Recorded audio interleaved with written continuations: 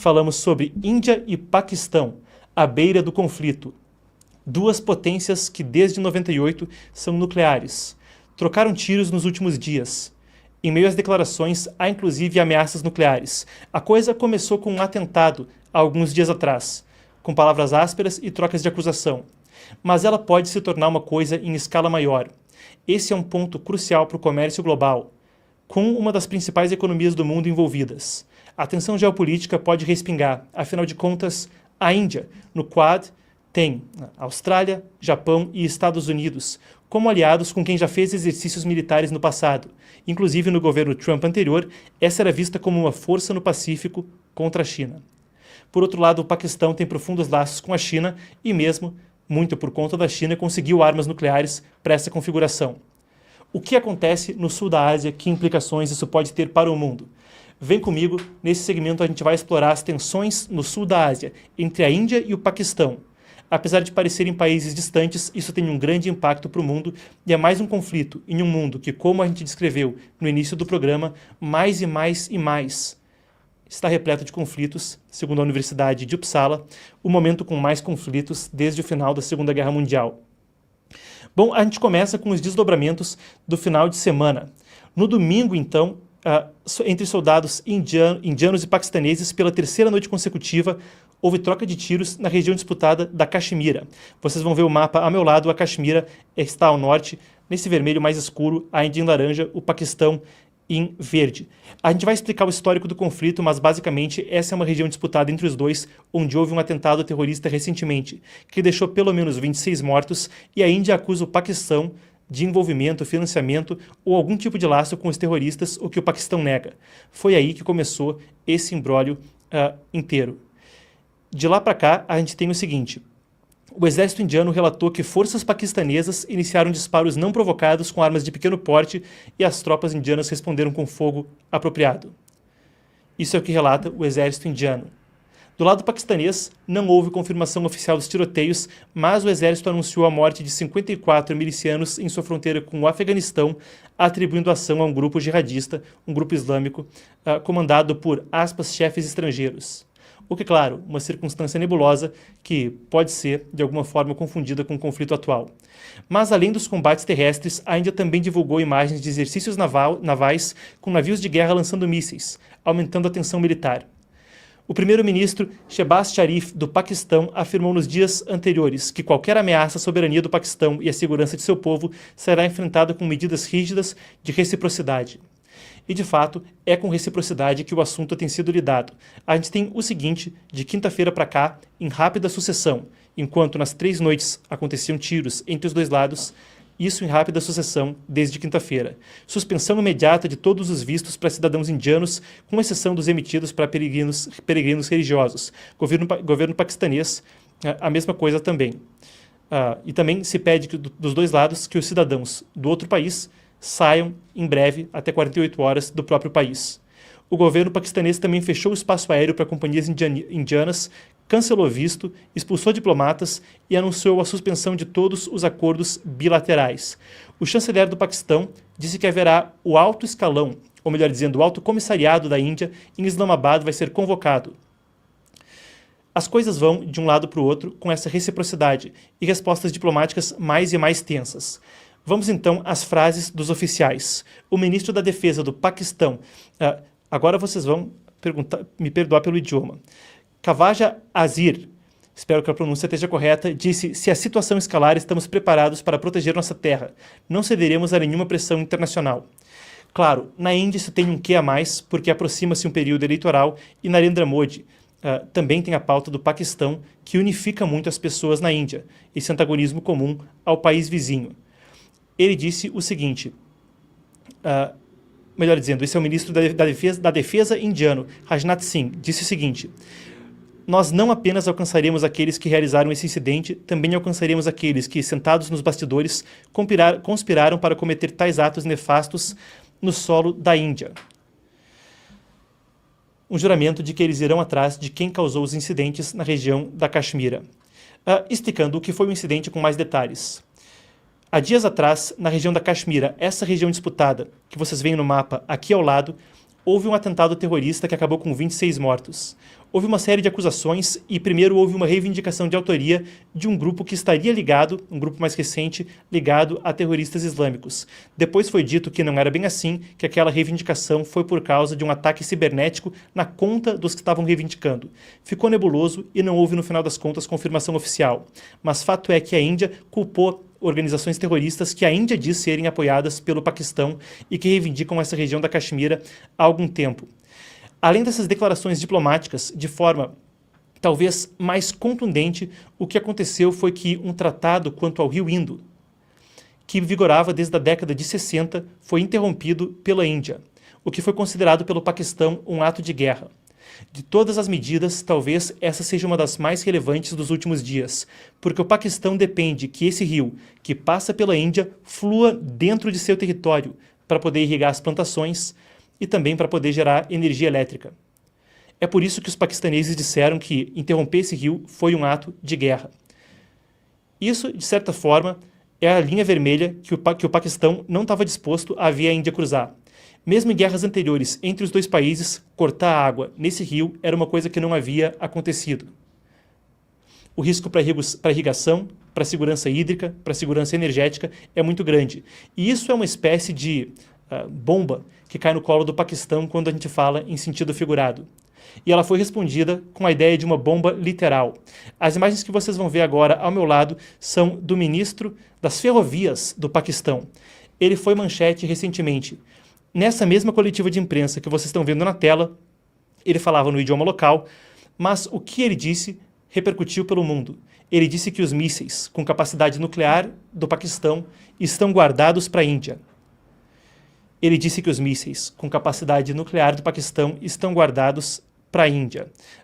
Essa imagem que vocês veem ao meu lado é a manchete a respeito do assunto, do Times of India, um jornal em língua inglesa da Índia. E ele disse que os 130 mísseis, então, são mantidos para o país vizinho. Uma ameaça aberta conforme as tensões escalavam. Nesse contexto, ele falava de armas nucleares táticas. Isso é uma coisa que faz parte crucial da gente entender esse imbróglio inteiro. Uma arma nuclear tática, diferente de uma arma nuclear estratégica, tem menor potencial destrutivo. Elas foram desenvolvidas porque a credibilidade de que alguém iria de fato lançar uma arma nuclear em grande escala parecia menor e menor conforme os anos passavam. Foi desenvolvido o conceito de armas nucleares de menor poder destrutivo para aumentar a credibilidade de que elas fossem usadas. E são dessas que o Paquistão dispõe, é a isso que se refere o ministro.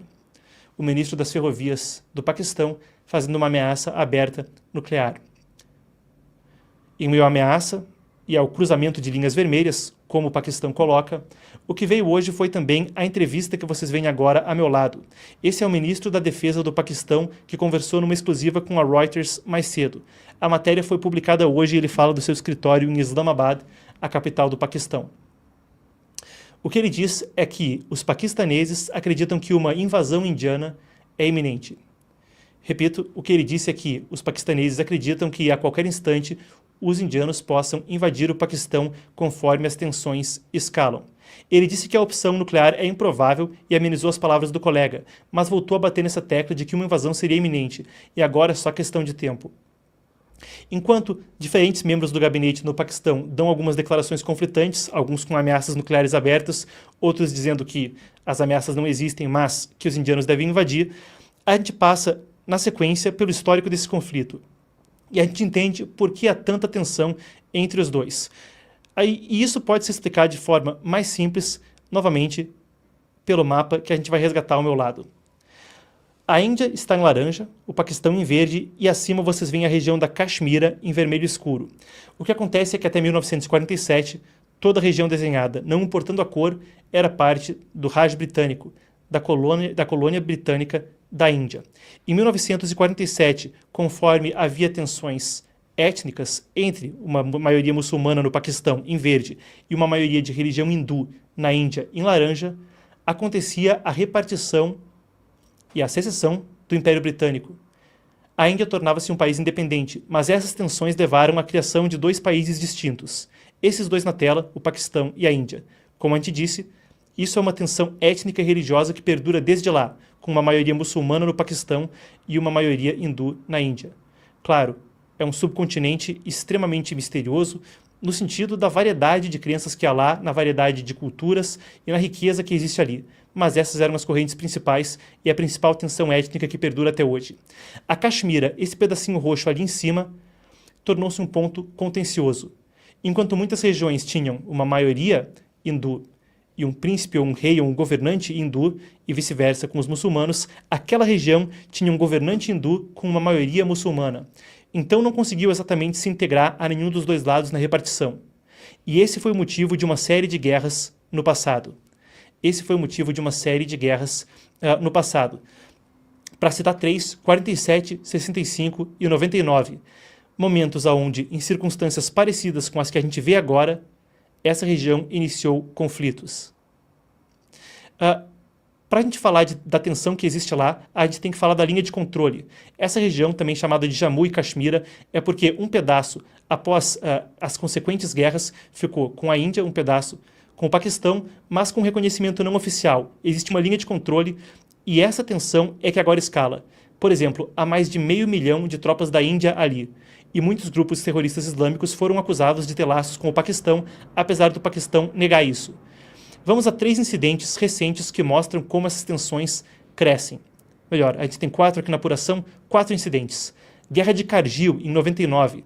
Tropas e militantes paquistaneses infiltraram-se em posições indianas na região de Kargil, dentro da Caxemira.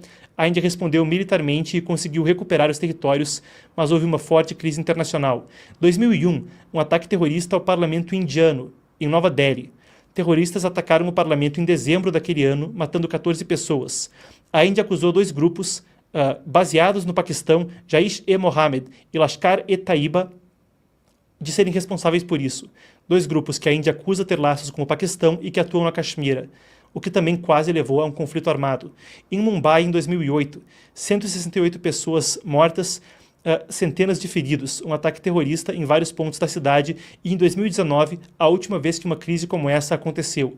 Um atentado suicida em Pulvama, dentro da parte indiana da Caxemira, matou 40 soldados indianos e a Índia respondeu bombardeando instalações em Balakot, no Paquistão.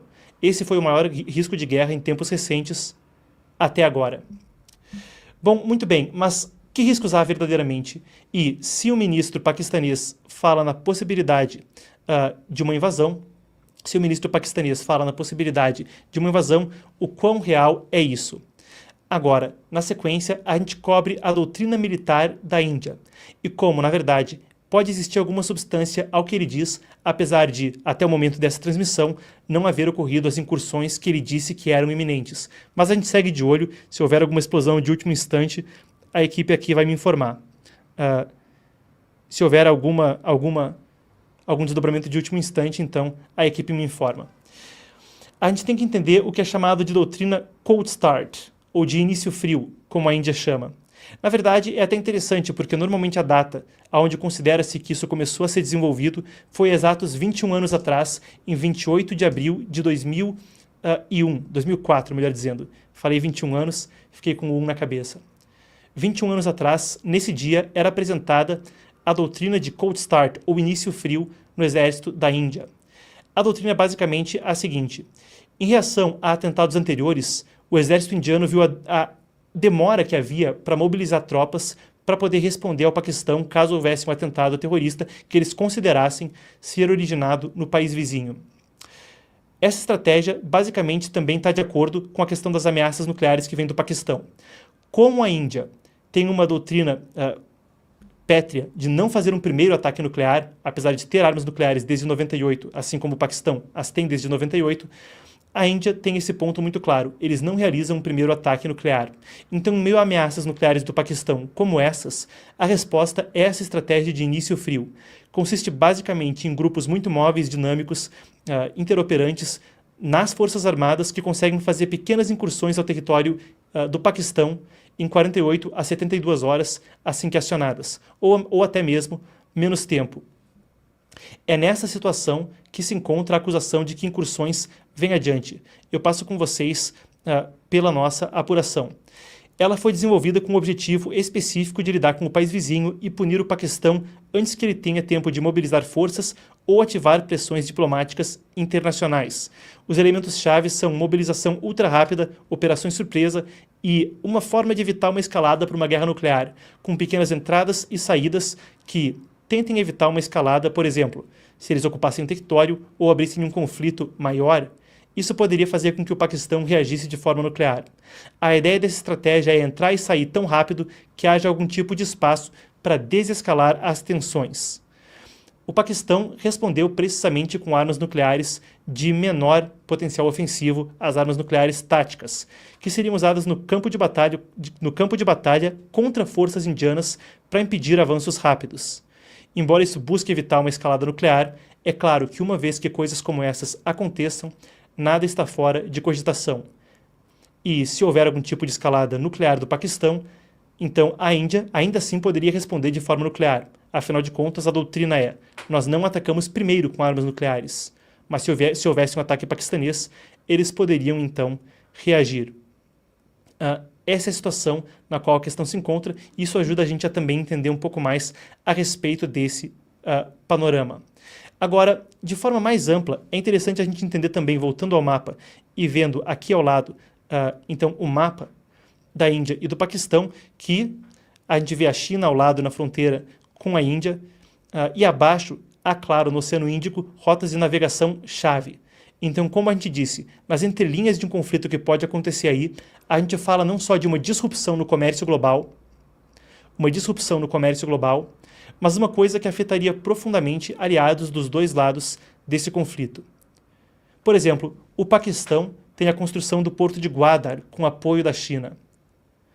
E é um membro importantíssimo da iniciativa do Cinturão e Rota do regime chinês.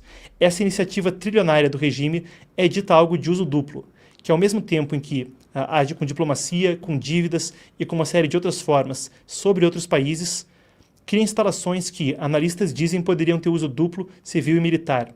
Em incidentes anteriores de tensão com a Índia, já foi visto que a China apoiou o Paquistão. Afinal de contas, a Índia, apesar dos dois países serem parte dos BRICS e terem laços bilaterais, é afinal de contas um país com quem a China esteve em guerra no passado e há disputas fronteiriças sangrentas entre os dois lados, em Aksai Chin e Arunachal Pradesh, duas regiões indianas, acima das quais a China reivindica a soberania. O Paquistão é visto como um aliado regional nesse sentido. A China poderia ter o Paquistão como um aliado para comprimir a Índia. E isso também dá outra dimensão para a situação. Eu falei anteriormente, mesmo o Paquistão obter armas nucleares é uma coisa que vem muito por conta da sua aliança com a China. E um conflito poderia rapidamente escalar com interesses de mais partes. Da mesma forma, a Índia faz parte do Quad, aliança que contém a Austrália, o Japão e os Estados Unidos. E no primeiro governo Trump foi cogitada como um possível aliado, caso houvesse algum tipo de conflito no leste da Ásia envolvendo Taiwan. Claro, a Índia é um player que desde a sua incepção no cenário global como um país independente tem tomado uma estratégia de multilateralismo e evitado alianças permanentes com algum país em especial, buscando sempre independência estratégica. Mas o fato é que isso foi cogitado no primeiro governo Trump e também é algo a ser considerado quando a gente busca entender o conflito atual e como ele poderia ter repercussões mais amplas. Ainda eu resgato aqui um gráfico e a gente volta para a apuração que discutimos no início do programa. A gente falava agora há pouco, no nosso giro de notícias, sobre um recorde de gastos militares. Eu resgato aquela apuração, a gente passa novamente pelos dados.